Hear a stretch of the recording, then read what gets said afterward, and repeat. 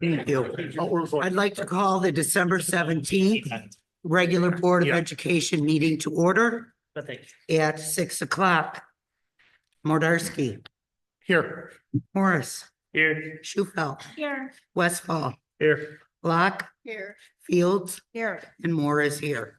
Please rise for the Pledge of Allegiance. I pledge allegiance to the flag of the United States of America and to the republic which it stands, one nation, under God, indivisible, with liberty and justice for all. Okay, have some good news. Bridget, here's, is that you? Stephanie? I think Bridget was joining Zoom. Oh, okay. You go ahead and put her on my computer. It's not working, so. Hi, you guys. Can you hear me? Yes, we can. Awesome. Thanks for letting me join via Zoom tonight. I would have loved to have been there. I wanted to talk to you guys about last week's event that we had for our students and parents. And I just had a few things that I would share. This is the second year in a row that Stephanie Schufelt and I have teamed up for the Christmas event.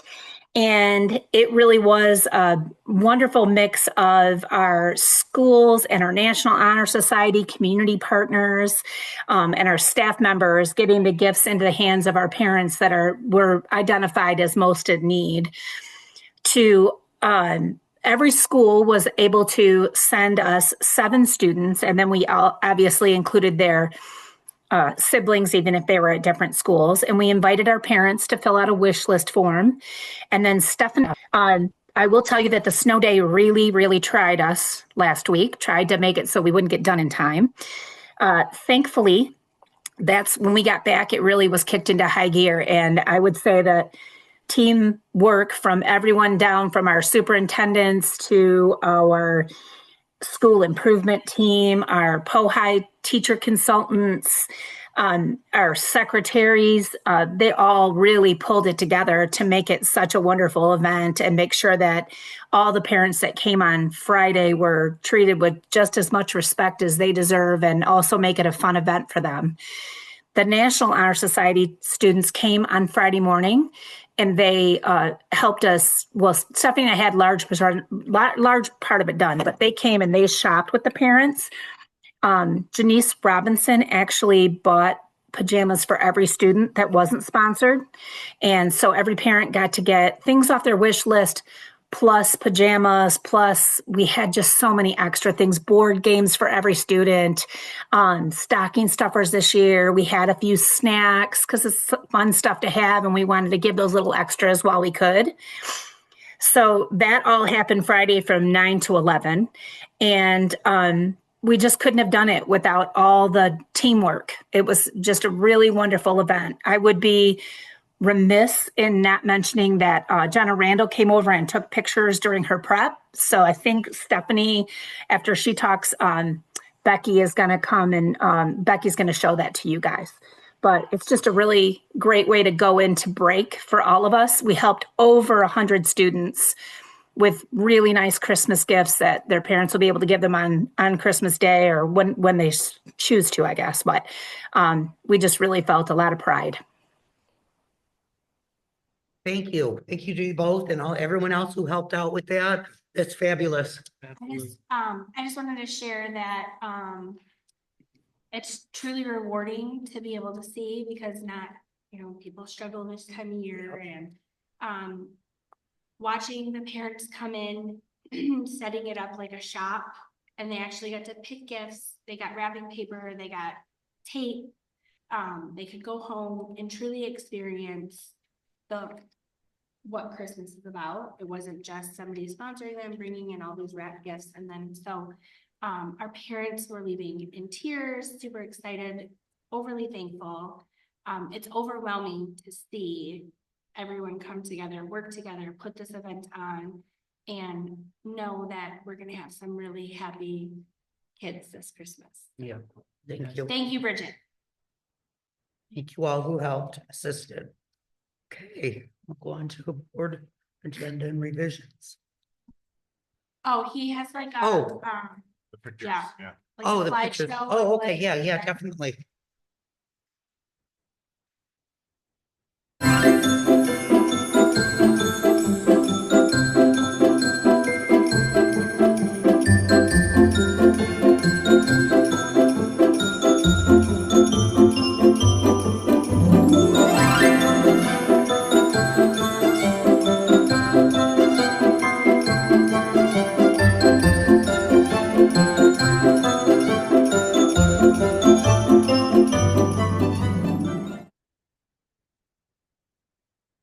Wonderful, thank you.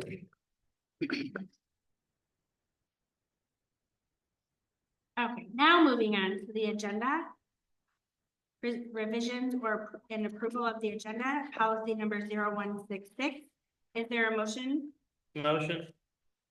Motion by Mr. Morris. Is there a second? Support. Support by Ms. Fields. Question. I thought that we had some appeals to FOIA issues on this agenda, and I thought they were supposed to be auto added. Can someone clarify that? Why would you think it should be on the agenda? Because in some of the appeals that the board's supposed to vote on the question at hand. So I mean, if it's appeal to the board, I thought we were voting on it as an agenda I item. don't think there's been an official appeal. Mr. Cava? So there are FOIA fee appeals that we are going to discuss the process for. If you want to add it as an agenda item after at the end of the meeting, free to do so. So that they're subject to attorney-client privilege to be both sessions. But in general, if somebody, isn't there an automatic right to appeal? I mean, shouldn't it be on the agenda if there's an auto right to appeal? I'm curious on how that would work. Now, not this specific case, but in general. So we'll walk through the process, because this is their first FOIA appeals as this board, we'll walk through that process and what it looks like, and then you can determine how you want to move forward. It's not an automatic right that is on the agenda. So if they have a right to have, do they have a right to have a board vote on it is my question? I mean, I'm just asking general questions of the law here, and this is something that's generally not in closed session, and, you know, kind of like, what, you know, what does the law say on this? I mean, Sure, yeah, so you got public bodies or policies, you have it as a board, so you will inevitably have to have a board action regarding the appeals themselves. But how you want to handle that process is not specific. so there will have to be a board action as in a vote. I'm sorry. You said there'll have to be a board action that's like a vote, correct? Which would have to be on the agenda at some point. So, But it doesn't have to be this meeting, but it'd be a, but it's, is there a timeline, I guess is my question? I mean, we can't wait till like next August, could we? I mean, no. There are times that we know, specifically look at 10 business days. And so again, we'll discuss that. Part of it's when is the appeal considered received, and you know, when the board has to take action. It's up to you as the board to decide how to take action though prior to that timeline expiring. okay, fair enough. Okay. Moving on, Ms. Shufelt is a yes. Mr. Westfall? Yes. Ms. Black? Yes. Ms. Fields? Yes. Ms. Moore? Yes, Mr. Medarsky? Yes. Mr. Morris? Yes. That passes 7-0. okay, discussion items. This one really near and dear to my heart. We have a resolution for the 75th anniversary of the Taylor Federation of Teachers. Thank you, Terry, putting that together in the AFT. Is there any discussion? Okay, I'll get my hug after we vote on it, so. Who shouldn't we read it? Pardon me? Oh, this is Absolutely. discussion after. Yeah, the- we should read it, yeah. Definitely. Okay, we want to do that during discussion. My voice will hold out. I can read it if you need it. Oh, will you? Yeah, I Thank you, can. Corey. No problem. A resolution of the Board of Education of the Taylor School District honoring the 75th anniversary of the Taylor Federation of Teachers, AFT Local 1085. Whereas the Taylor School District Board of Education recognizes the vital role that dedicated educators play in the foundation of our community and the future of our students. And whereas the Taylor Federation of Teachers was founded 75 years ago, in November of 1950, with the mission of advocating for quality public education, professional excellence, and fair working conditions for its members. And whereas over the past 7.5 decades, the Taylor Federation has been an essential partner in fostering a strong working relationship with the district, ensuring stability and focusing on providing the best possible education for all students. And whereas the members of the Taylor Federation of Teachers, both past and present, have demonstrated an unwavering commitment to public service, professional expertise, and the social, emotional, and academic success of our diverse student population. And whereas this anniversary is an opportunity to reflect on the historical achievements, progress, and countless contributions of the union and its members to the educational legacy of the Taylor School District. Now therefore be it resolved on this 17th day of December 2025 by the Board of Education of the Taylor School District that the board does hereby officially recognize and congratulate the Taylor Federation of Teachers on this momentous occasion of its 75th anniversary. And be it further resolved that the board commend the Taylor Federation of Teachers for its tireless efforts and outstanding achievements in strengthening the fabric of the Taylor School District community. And be it further resolved that this resolution shall be entered into the permanent minutes of the Board of Education as a formal record of this esteemed appreciation.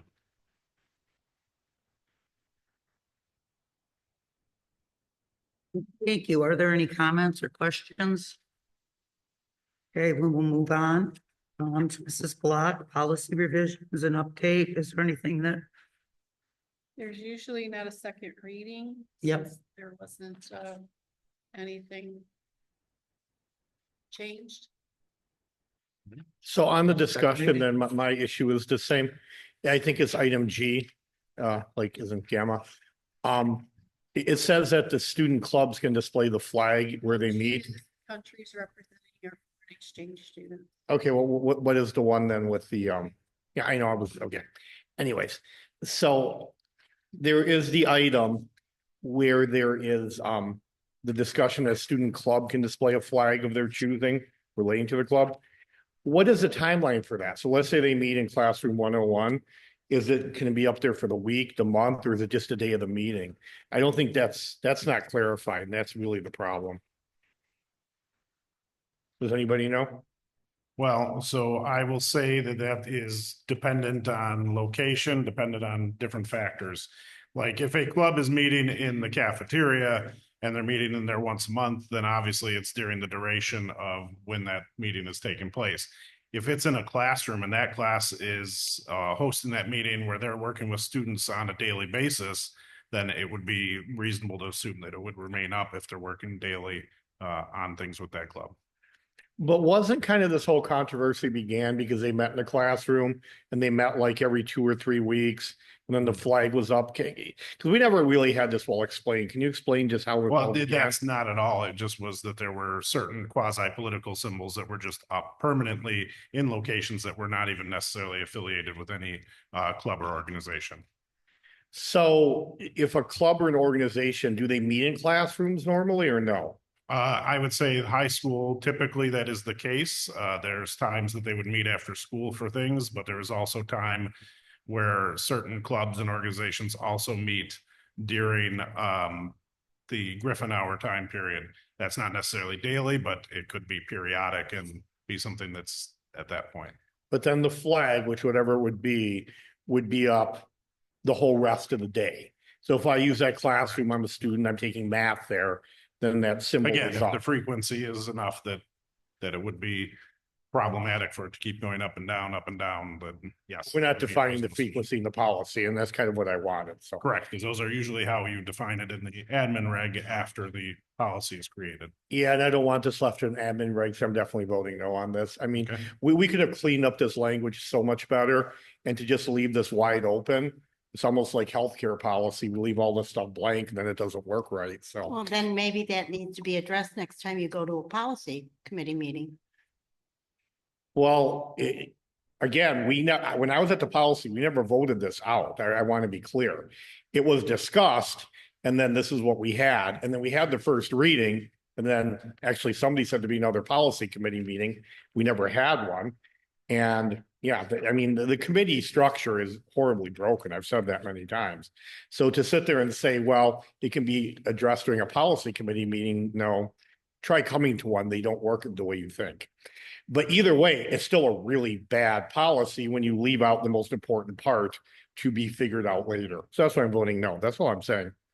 Well, Mr. Madarsky, because you've had this concern before, I did do a little bit of research. And according to the Open Meetings Act, committees don't fall under the Open Meetings Act unless there's a quorum and the president and voting is taking place. In your policy is where you come together on changes and then bring it back to the board for approval. And I know you also had a concern that having the two readings, and that you didn't see why we had to have the two readings. Why couldn't we have the one reading? Well, that's in the bylaws, policy 0131.1, and that explains the process of how the policies come to the board. So as far as the committees not being structured correctly, they're as correct as the committees choose to be. They cannot take any action. They have to bring it to the board. Okay, I know, I understand that, and you're completely missing what I said before. I never, ever mentioned the Open Meetings Act. The policies, committees, all the committees are conducted to the best of my knowledge within the Open Meetings Act. There was never my objection. And as far as two readings, I'm fine with two readings. You could have three, you could have four. It doesn't matter.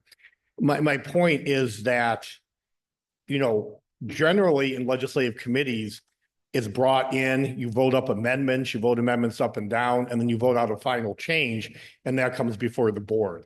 That's not what happens. It's not an Open Meetings Act violation.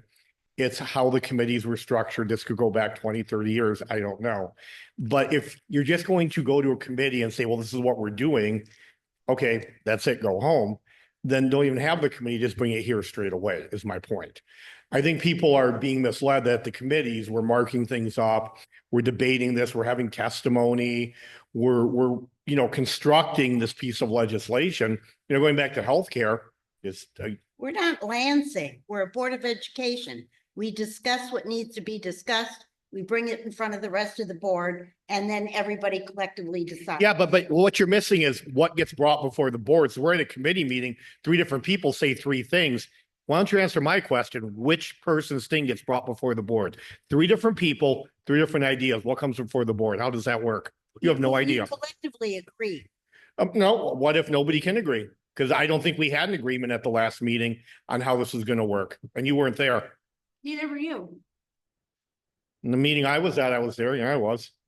All the meetings that we took this from to You- bring here officially, you were not there. Yeah, I know, but the meeting before that, when we decided it, yeah, it was. We didn't decide anything. Okay. We left that meeting with my task that I was given, as the representative, as your employee, as the school board's employee, was to go back, talk to Neola, see what policies they had out there regarding this particular item. I did exactly that. I brought it back to the next policy meeting. We discussed it. We recommended what should come forward from there.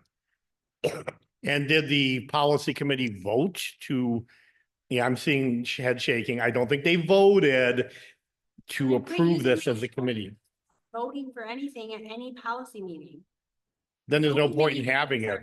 You can't vote at a. No, you can vote as a recommendary body. You just can't vote in a binding manner. That's what you're misunderstanding about the Meeting way. says you cannot vote. You can absolutely vote as long as it's Well, then recommending you and better not tell binding. open meetings they're wrong. Let's have our attorney say, can you vote in a committee if it's non-binding? I'm pretty sure if it's an advisory committee, you can vote.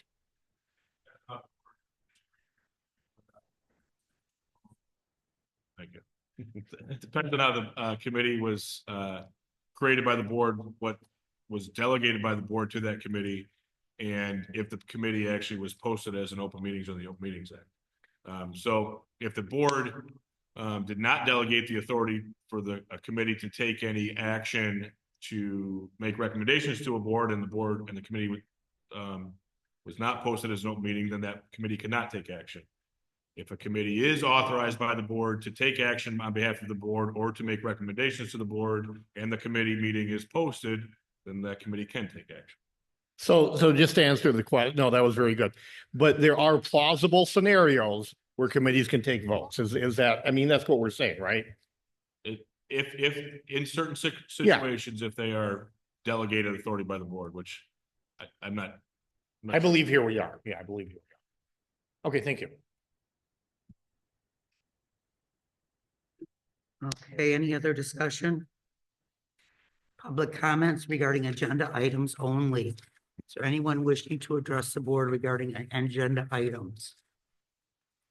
Come on up, let me read my spiel here. Hi, Rich Pratt. Let me go first. Oh, okay. Okay, thanks, thanks. Welcome everyone to the Taylor School District regularly scheduled board meeting of December 17, 2025, where our mission statement is to educate with purpose, engage with passion, empower the future, and our vision statement is that we will create a welcoming and innovative learning environment that nurtures the whole child, empowering every student to thrive academically, socially, and emotionally. Thank you to all of you who came to be with us tonight. We understand the importance of continuing to keep you informed and providing an opportunity for you to be heard. Public comment will begin with those in person, then move to our online audience. For those in person, please step up to the microphone, state your name and address for the record.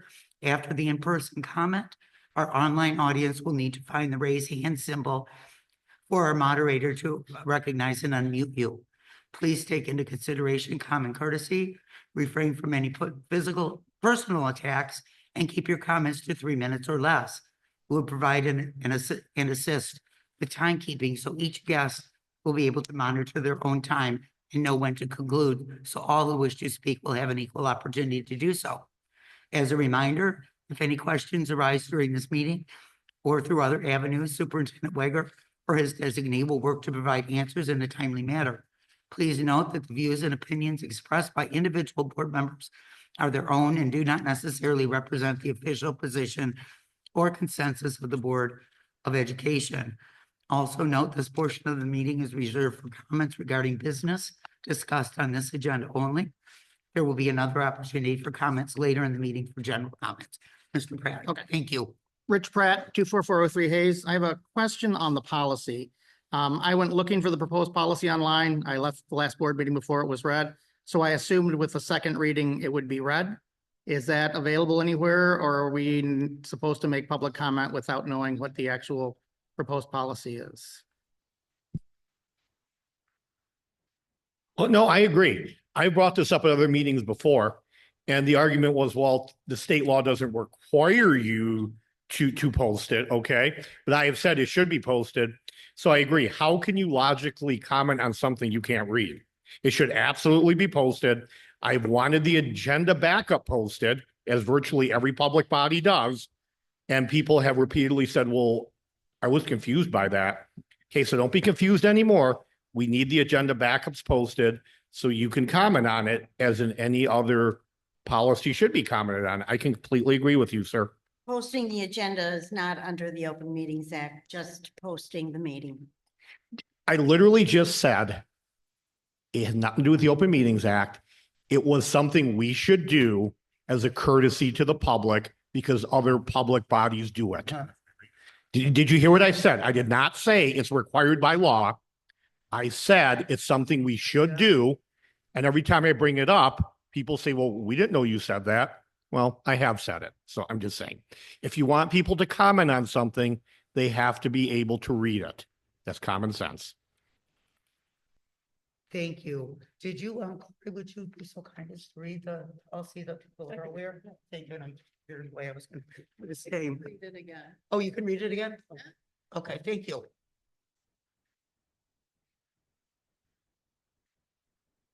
Section 8,000 operations, flags and display draft. Policy 8805. Last revised November 24th, 2025. flags and displays. This policy is adopted by the Board of Education as a content-neutral policy with respect to the appropriate usage and display of items in district buildings and in district property, including flags, banners, posters, electronic insignia, and similar items collectively displayed. In addition to the use of the American flag as addressed in policy 8800, the only displays that may be flown, posted, or affixed to the grounds, stadiums, fencing, walls, doors, ceilings, or any other furnishings or appurtenances of any public school system, building, vehicle, or facility owned or operated by the board or posted on any electronic messaging, including emails, on the district's network are as follows. The district may offer students and staff a moment of silence to commemorate a specific event that has a significant impact on the community. The decision to offer a moment of silence shall be the building principal's and/or the superintendent's decision. No moment of silence shall be described by school officials with reference to religious symbolism or activity. A, the current Michigan flag. B, the current school flag. C, displays used in the classroom as part of a temporary unit of study within the approved curriculum. D, displays that denote a recognition of achievement and are approved by the superintendent as to content and location of the display. E, the Michigan High School Athletic Association or other similar sport tournament displays recognizing the participation of or accomplishment of a school team and or athlete. F, displays from colleges or universities which may be placed in a district classroom or administrative office. G, flags of countries representing our foreign exchange students. H, displays representing student organizations, clubs that will pertain to policy 5840, which may be placed in on designated meeting areas. Thank you. Are there any other questions or any other, one else wishing to address the board? Yep. Go ahead. Courtney Prout, 9846 Catherine. Just want to clarify, so that would be considered a draft, correct? It will be voted on this evening. and That's considered a that would be draft though, right? So I It just will- want to make it clear that you guys are stating that you don't put the drafts on the website for anybody to view. Yet, if you go under communications, the administrative guideline draft that Michael Weger has submitted is on our website. So you can go there and you can find drafts of administrative policies when they fit a narrative, but you can't go on and find the ones that we need to be able to see to make public comment on. Just want to make that clear. Thank you. Anyone else wishing to address the board? Anyone online? No? Okay, then we move on. Okay, let's see, two action items. I believe. Oh, that's the action item.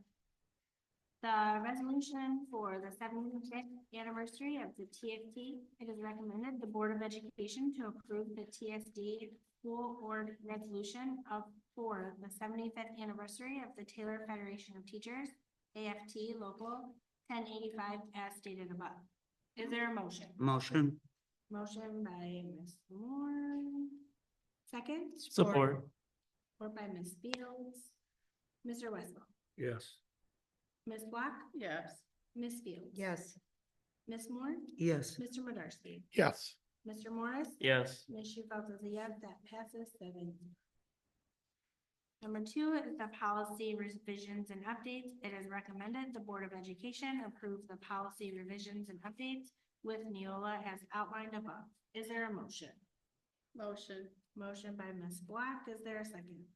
Support, Support by Ms. Moore. Ms. Black. Yes. Ms. Fields. Yes. Ms. Moore. yes. Mr. Modarsky. No. Mr. Morris. Yes. Ms. Shufelt is a yes, Mr. Westfall. Yes. That passes 6-1. 6-1. That's what I said. Oh, I thought you said 6-0. I said 6-1. Next is the agenda, the consent agenda. Policy number 0166.1, policy number 6470, policy number 8640, and policy number 2304. Minutes from the committee of the whole meeting from December 3rd, 2025. Consolidated items, payment of current bills, certified, non-certified, and administrative reports. Out-of-state overnight field trips and out-of-state overnight grant-funded conferences. Is there a motion? Motion. Motion by Mr. Morris. Is there a second? Support. Support by Ms. Moore. Ms. Fields? Yes. Ms. Moore? Yes. Mr. Medarsky? Yes. Mr. Morris? Yes. Ms. Shufelt is a yes. Mr. Westfall? Yes. Ms. Black? Yes. That passes 7-0. Okay, items scheduled for next agenda, and that should really read January 7th, 2026. We have good news and student representatives. I would also say that it is our organizational meeting. Okay, So just a reminder that that'll be the primary business that night. okay. Is that the General- election of officers then? Election of officers, who we contract with banks, legal firms, all those kind of things are typically what's on the agenda, yes. Okay, so it'll be a repeat of last Yeah. year or this year's technically. Yeah, exactly. Okay, thank you. Okay, any general public comment? Anyone wishing to address the board about anything? No. Okay, let me finish my last little part of the speech. As mentioned earlier in the meeting, we will now open the floor for general public comment. The same guidelines previously outlined will remain in effect. And any questions at this meeting, Superintendent Wager or his designee will work on getting those answers in a timely manner. We'll begin with those in person and to our online audience.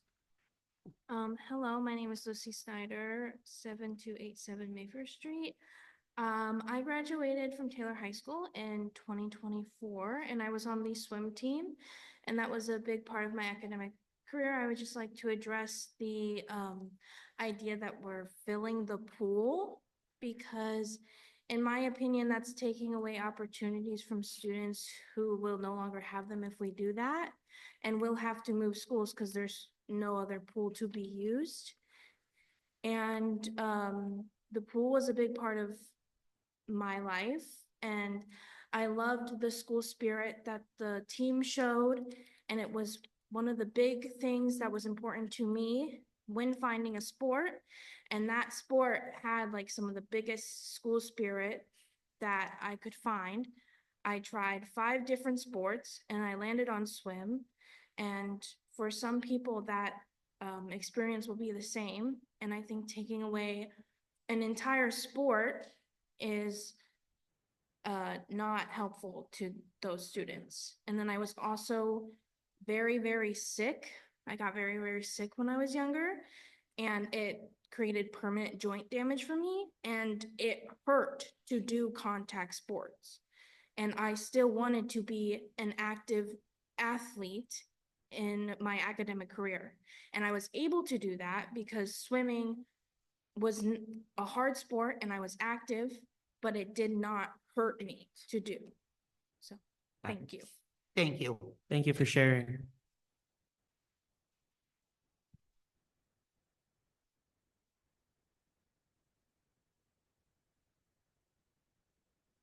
Go ahead and go. Yep, you'll have. Okay. go ahead.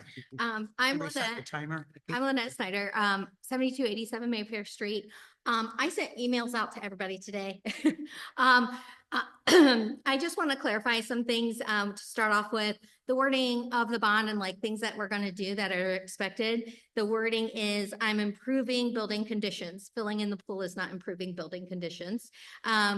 I'm upgrading athletic facilities. Filling in the pool is not upgrading athletic facilities. It's demolition of a sport, of a pool, of possible education to teach swim and floating. And then if you don't know, there is stuff in legislation right now, which is MI oh my goodness, I have it in my notes, but it's 4477. It's a legislation where they're going to include that in PE of water safety, okay? And it's flotation devices. If you fill in the pool, you won't have that. Other people that might need to use that, that's something that you might be able to profit off of. I also am a little upset. I know I put it in my email if you want to look at it, but we've fought hard. I mean, there's a lot of things with swim that we weren't allowed to be in the yearbook. I had to fight for that. I mean, we weren't on the athletic page. I mean, there's multiple things, and we're at a place where like all of that is good. And from what I understand, like you guys have been lied to about numbers of swimmers. For girls, we have 18 girl swimmers. We have 13 boy swimmers for varsity high school. We also have in middle school anywhere from 20 to 30. Okay, so that's 50, 60, depending on the year of sports for kids. What I was told is that you were told we have 13 swimmers. We are a co-op, so some of those are Huron, and to not count them, if you guys fill the pool, that's what we are. So if we have to go somewhere, are they not going to treat us? Like you gotta like think about it's a team, you sign as a team, you count them as a team. And it's honestly, swim, like she said, is so encouraging. People love to swim with us. I mean, it's just a different sport. And they look forward to coming to our pool, and they're so encouraging. I just think it's a very bad thing to fill the pool. So just kind of looking at that, and it makes no sense because right now wrestling has a place, cheer has a place, swim has a place. If you fill it, we don't have a place. So it almost feels like we are struggling and we continuously to get picked on and discriminate against because we're easy targets. So I just want to like, if you guys could think about that, think about the kids. I also sent in community responses in that email. There's a lot of people that are upset. So I don't even know why that was brought to the table, but I feel like personally, it should have never been. And I know in your heart of hearts, you know, if it does get filled, we'll never, ever get it back and never have one. Thank you. And if somebody tells you that you can't have a spot on the athletics portion of our yearbooks, you let me know personally, and I will take care of it. I really did fight for that. I mean, they wouldn't put the girls in there. They should absolutely be Yeah. there. And so they're in there now, but it was a fight. Okay, if you have any And it trouble, you shouldn't be. contact me and I will take care of And it. I just wanted to add, there have been multiple community members that have reached out to the board as well. The board has not officially spoken on this topic in any capacity or way. It's just been people, looking over the general planning for how we're going to move the school forward with the remodel and things like that. But with the board as itself, as an entity, has not been like brought that topic in any way, shape, or form. So thank you for advocating and giving us that information so that we can fight on your behalf. Thank you very much. And I just want to add what he said as well. You did mention that we were given numbers, 13, 18. I've never given any numbers on swimmers. In fact, the first I heard about swimming was the email you sent. So just so you know, this is literally the first I heard about this. Well, So, I mean, I just know that it was brought to the student advisory and that was the number that was given for swimmers. And that's just totally false. I mean, it's a false statement. So it's just upsetting that that's kind of why we're being picked on. I kind of know like who probably brought that to the table, but I'm just saying that a lot of kids do it. You know what I mean? A lot of kids use a pool, and Hoover is not a regulation size pool, and they don't have diving blocks. So we cannot use that pool. Right. I mean, so like you feel that, it's done. You know what I mean? So it's very important. I'm very passionate about it, and I get very passionate because I feel like I fought a lot to get things for swim, and to hear that, it's Well, just. 3 years ago, there was no swim team. So in 3-4 years, it's grown. It's continuously growing, maybe 1 or 2 kids each year, because I know 2 years ago, there was only 5 kids and Right. so on and so forth. So it's not like it's going away. It is a growing program. But like Corey had mentioned, this is not something that has come to the board or actually been discussed to do. It's just in This was a communication. discussion in a committee meeting with the people that are working on the bond stuff. That's why the board wasn't aware. It was brought up in conversation. Is that not correct, Mr. Wade? Yep. So it's not even a thought. It's not, because the board will have to decide what upgrades they want to do, what they don't want to do. This is just in talk, but nothing was ever. Well, I know that it's kind of gone to the planning, you know, the people that put things together, and it just breaks my heart because I don't want to see it to go because, I mean, there's really so many kids that really participate in it, and it is growing, like Stephanie said. And yeah. It can be planned. That's fine. But the board still has to vote, yeah, we want that part of the plan. Right. And there's been no discussion. Like I put everything in there, like Yeah. what I fought for so far and the struggles we've had. And even with the struggles we've had to have the numbers that we have is amazing. And they win medals, you know what I mean? They've gone, one girl went to county with cut time. And then she placed in the Wayne County Invitational. Like it's like, we are placing, we are medaling, like, don't take that away. And you're doing your part by advocating for those students and in the group, so thank you. Yeah, So I appreciate it. Thank you so much. thank you. Anyone else? Mr. Pratt? My kids aren't in swim, but we've hosted their last two swim banquets at the Masonic Center. I've been there for one of them. It's a great program. These kids are getting a lot out of it. It would be a sin to take money meant to improve the schools and use it to kill a program in favor of another one. But you said something, Linda, that made me want to really come up. Okay. Regarding the swim to come to you. Yep. Look at the esports. No The funding, esports? no support, not allowed to give letters. Oh, that's wrong. It is wrong. Sorry. They are being And I may funded, be speaking out of turn here because I don't know a lot about it. they are, To me, initially, that means. they are funded by the coaches. The Masonic Lodge is the only sponsor they have. They are doing amazing things with little or no budget. They're not academics. They're not athletics. They were here at the board presenting on it 2 years ago, which is when the lodge decided to step up and sponsor them. They could use a lot of love and support. What the coaches, I don't think they're paid. They're city employees or they're district employees. Basically, the IT department runs it. And it could use a lot of love, and a lot of support. We do have contract language that this person should be paid, Okay. compensated a stipend for. Yeah, I'm not sure about that. The coaches don't talk about their pay.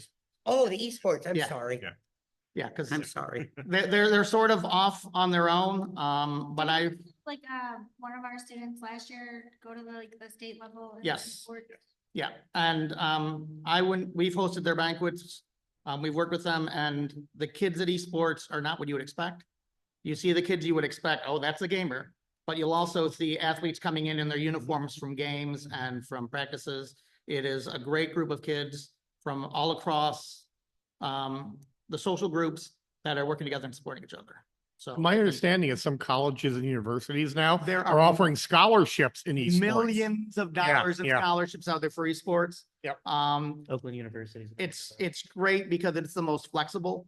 They practice 5 nights a week. And if a kid is in band, he can skip Tuesdays and Thursdays. If he's in another program, he can skip those as long as they're there for competitions. So it's a great program and it could really use some love from the district. Thank you. Absolutely. Thank you.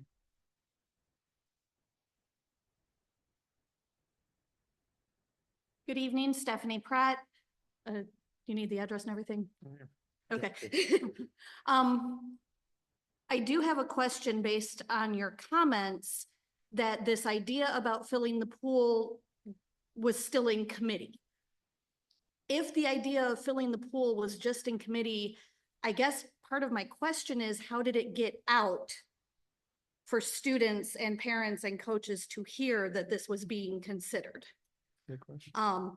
That being said, I would like to remind, well, not necessarily remind, I think Stephanie and Ann were the only ones here. The last time that a plan was presented that included having to do construction in order to follow through with it, it fell apart. Yeah. It fell apart massively in very, very painful and damaging ways. So while I understand it hasn't been brought to you yet, I would very strongly encourage you as a board, as a superintendent, to please send it back to committee and say anything that's going to require that level of investment to take something away from the school or the kids is really not a good plan. I think that these were brainstorming sessions in reality. And, Yeah, well, like I said, I mean, advisory committee, the question about how it got out, if it should have got out, yeah.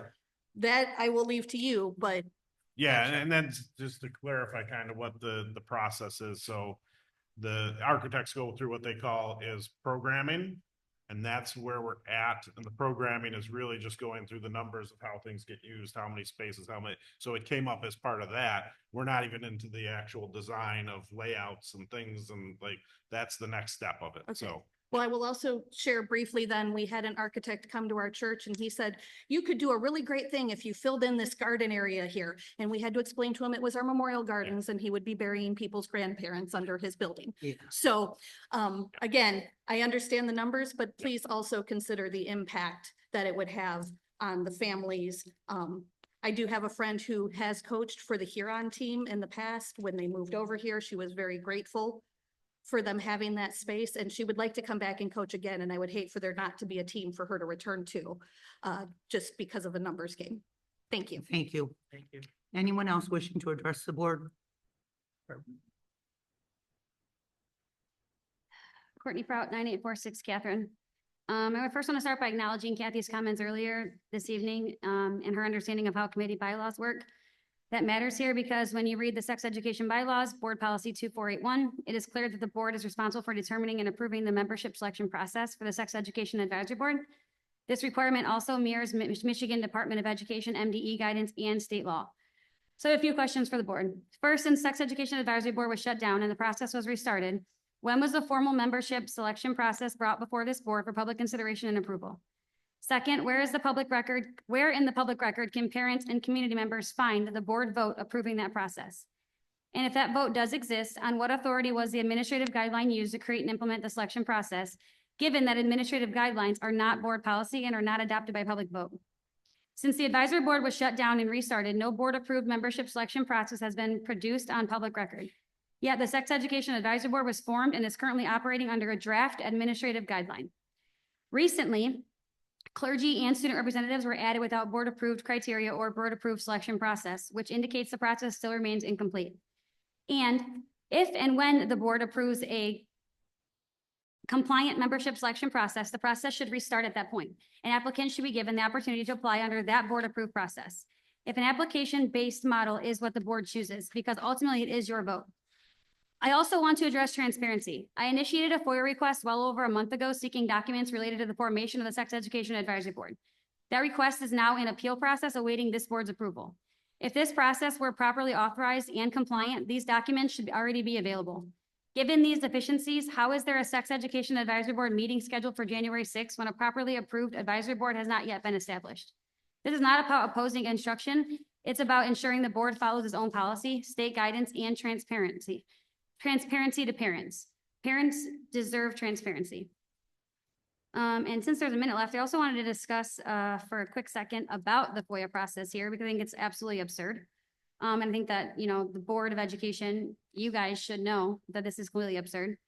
I went and FOIA'd for multiple different things. And just so you guys are aware, it's complete delay tactics. So it is a full 5-day. And then at the 5th day, your FOIA person sends over a 10-day extension immediately.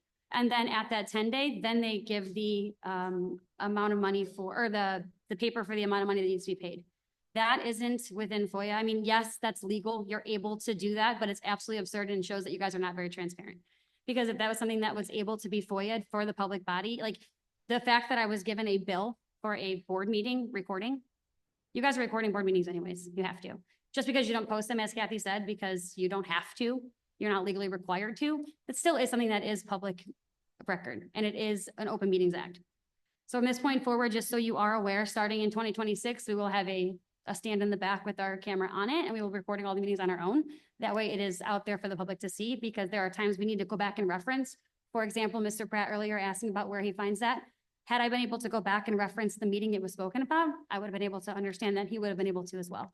That's why it's very important that you as a board have those meetings Thank readily you. available. Thank you. Anyone have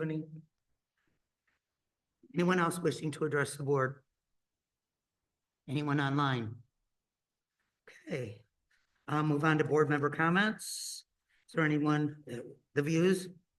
I have a comment. Yeah, let me just read this. The views and opinions expressed by individual board members during this meeting are their own and do not necessarily reflect the official position or consensus of the entire Board of Education. Go ahead. If you have something to say. Okay, I'm not prepared for the comments that were made tonight, but I did do some preparation from past comments. And they're totally my opinion. They represent me, nobody else. Having listened to the concerns regarding this board, knowing, quote unquote, their policy caught my attention. So I started getting more into policy. Through my career here, I've been involved in policy, but it was normally the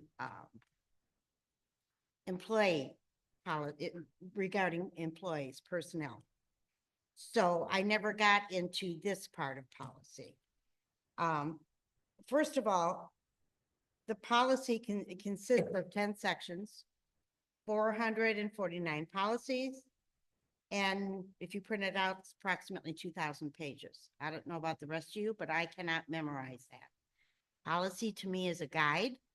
When we have an issue, concern, or a question, I have to go to that policy to see how to remedy it, if it's possible. Policy I trust is, because we have Neola helping us with it, and we also have John involved in it, the legal part is taken care of, so I do trust it.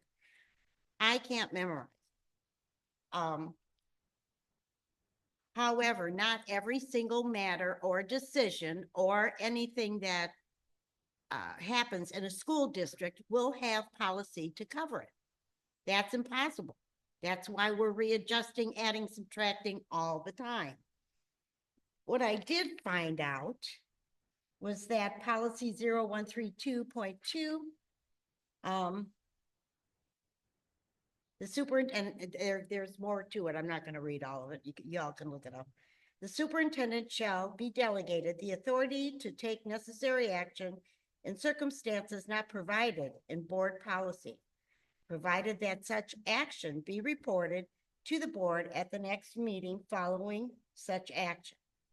The example that hit me was about the sex ed, the CEAB committee.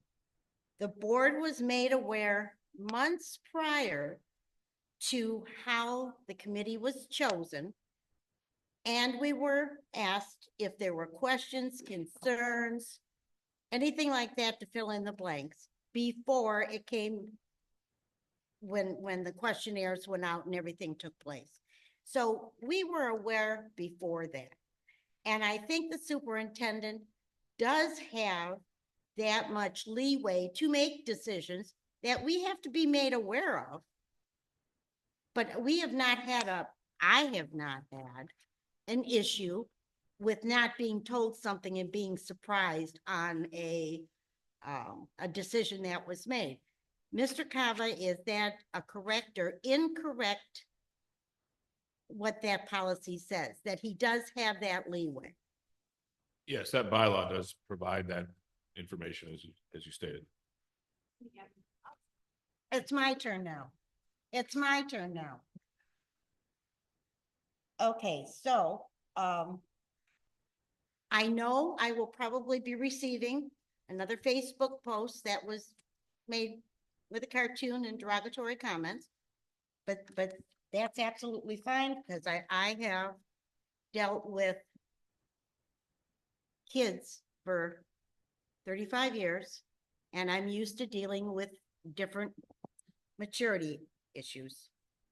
So that's not going to be an issue. If nothing else, researching all of this has gotten me back into policy. So now the ones I'm not familiar with, I will get familiar with. So I want to thank the audience for bringing their concerns forward, because it's opened my eyes as a board member. Thank you. Anyone else have comments? Board members have comments? Sure, I just wanted to wish everyone a Merry Christmas. This is our last meeting before Christmas. And we all know where Clarence Randall is, right?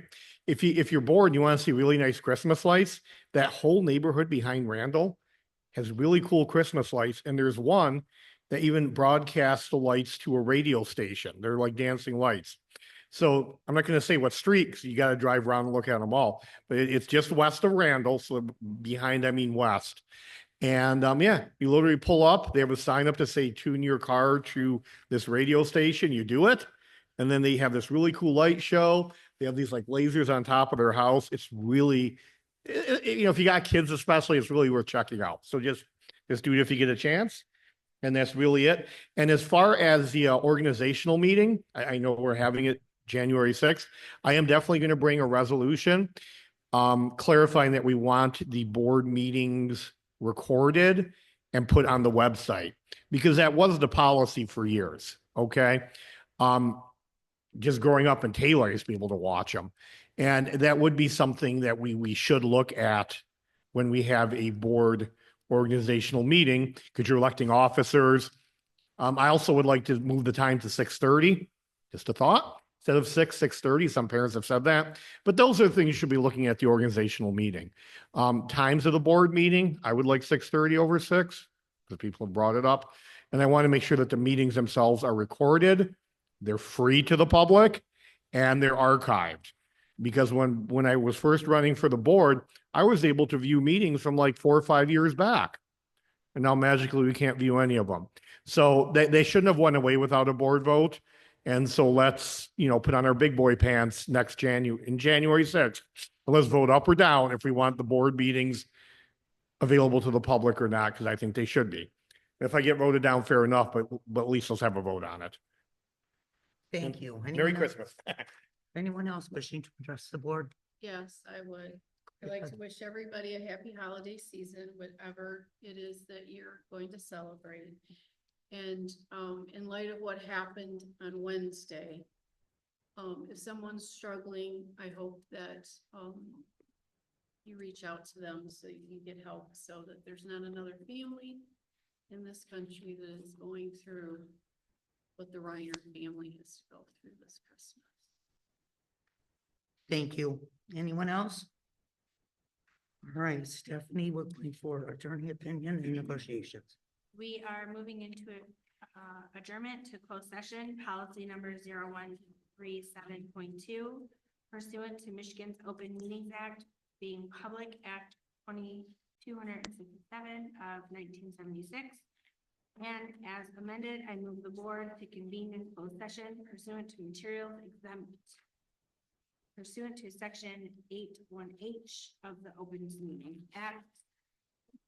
And I believe we're going to get an update on negotiations as well. Which is 8C as well. 8C. Oh, So we're checking which two then? I'm just curious. I'm sorry, Which two, what are the two reasons? attorney opinion? Attorney 8C opinion, and 8A. okay, and yep. Negotiations. Just because people don't know what C and H is, that's why I Yep. was asking that. Yep. Okay, that's all. motion. Motion, second. Oh.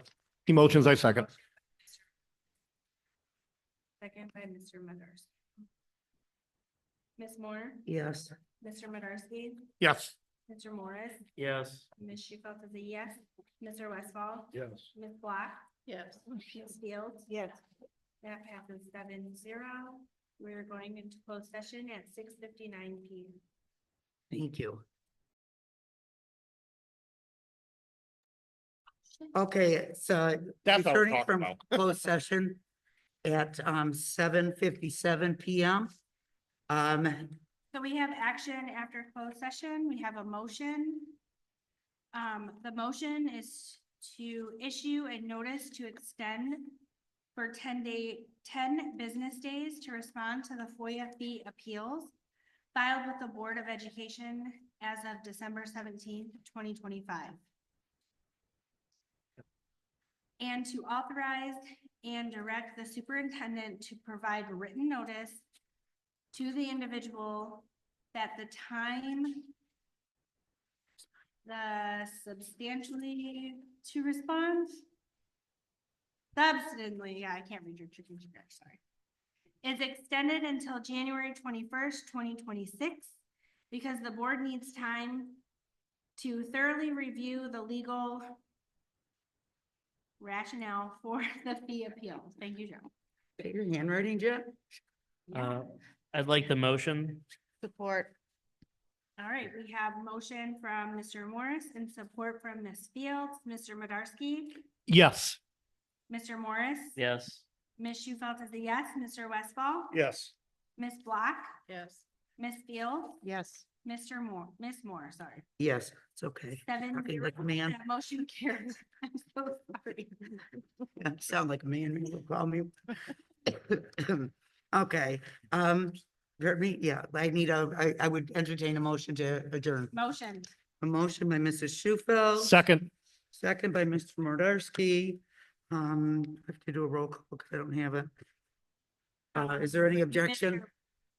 I'll do it. Mr. Okay. Morris. Yes. Ms. Shufelt is a yes. Mr. Westfall. Yes. Ms. Block. Yes. Ms. Fields. Yes. Ms. Moore. Yes, Mr. Modarski. Yes. That passes 7-0. adjournment at 7:59.